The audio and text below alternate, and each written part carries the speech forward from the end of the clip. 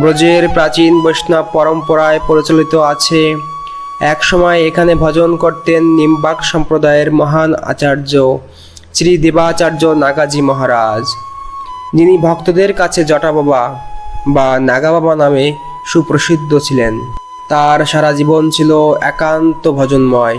দীর্ঘ জটা, কঠোর বৈরাগ্য আর হৃদয়ের প্রতিটি স্পন্দনে উচ্চারিত হতো একটি নাম, হা রাধে, হা গোবিন্দ, হা কৃষ্ণ।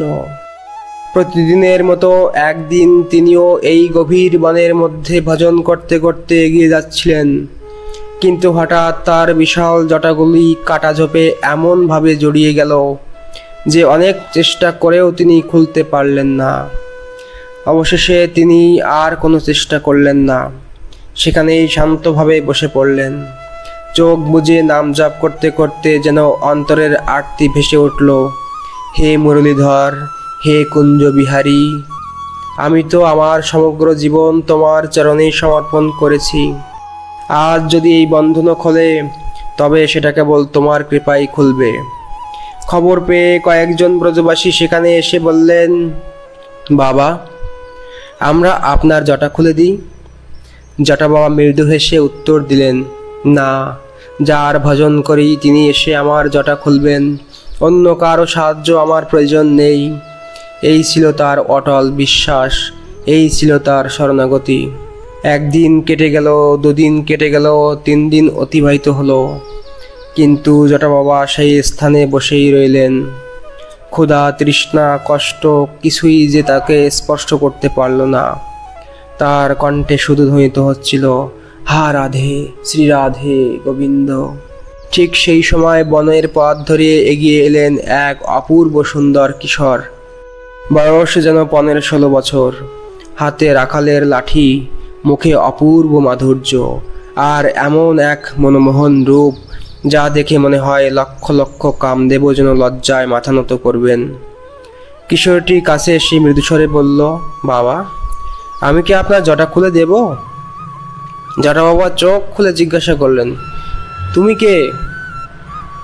সে উত্তর দিল, আমি ব্রজের এক গোপাল। বাবা শান্ত কণ্ঠে বললেন, আমি তোমাকে চিনি না। কিশোরটি আবারও বলল, আমি তো বৃন্দাবনেরই ছেলে। জটা বাবা বললেন, তবুও আমি তোমাকে চিনি না। তখন কিশোরটি হেসে বলল, তাহলে আপনি কাকে চেনেন? জটা বাবার উত্তর ছিল অটল, আমি শুধু একজনকেই চিনি, আমার আরাধ্য শ্রী কুঞ্জবিহারীকে। এই কথা উচ্চারিত হওয়ার সঙ্গে সঙ্গেই চারদিক যেন অলৌকিক জ্যোতিতে ভরে উঠল। সেই রাখাল কিশোর মুহূর্তের মধ্যে প্রকাশ করলেন তার প্রকৃত স্বরূপ। মস্তকে ময়ূর মুকুট, হাতে বেণু, দেহে পীতাম্বর এবং স্বয়ং শ্রী কুঞ্জ বিহারী শ্যামসুন্দর দাঁড়িয়ে আছেন জটা বাবার সামনে। মৃদু হেসে তিনি বললেন, বাবা, এবার কি আমি আপনার জটা খুলে দিতে পারি? জটা বাবা ভক্তিভরে প্রণাম করে হেসে বললেন, হে লালা, আমাকে কি পরীক্ষা করতে এসেছ? আমার কুঞ্জ বিহারী তো শ্রীমতী রাধারানীকে ছাড়া কখনো একা আসেন না। তুমি যদি সত্যিই আমার প্রভু হও, তবে আমার স্বামিনী কোথায়? এই কথা শেষ হতেই কুঞ্জের অন্তরাল থেকে ভেসে এলো এক অতি মধুর কণ্ঠ, বাবা, আমি এখানেই আছি। জটা বাবা বিস্ময়ে তাকিয়ে দেখলেন স্বয়ং শ্রীমতী রাধারানী সেখানে আবির্ভূত হয়েছেন।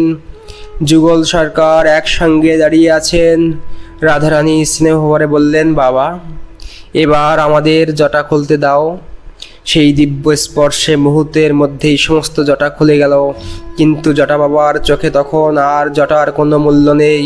অশ্রুসজল নয়নে তিনি বললেন, আজ আমার জটা নয়, আমার জীবনেই খুলে গেল। যুগল সরকারের দর্শন যখন পেয়ে গেলাম, তখন আর কোনো প্রাপ্তির আকাঙ্ক্ষা নেই। আজ আমার জীবন ধন্য, আমার জন্ম সার্থক। ব্রজের বৈষ্ণব পরম্পরায় এই কদম্বখণ্ডিকে সেই অলৌকিক যুগল দর্শনের পবিত্র স্মৃতিভূমি হিসেবে শ্রদ্ধা করা হয়। আজও অসংখ্য ভক্ত এখানে এসে বিশ্বাস করেন যে হৃদয়ে নিঃস্বার্থ ভক্তি, অটল বিশ্বাস ও সম্পূর্ণ শরণাগতি থাকে, যুগল সরকার তার জীবন থেকেও সকল বন্ধন খুলে দেন।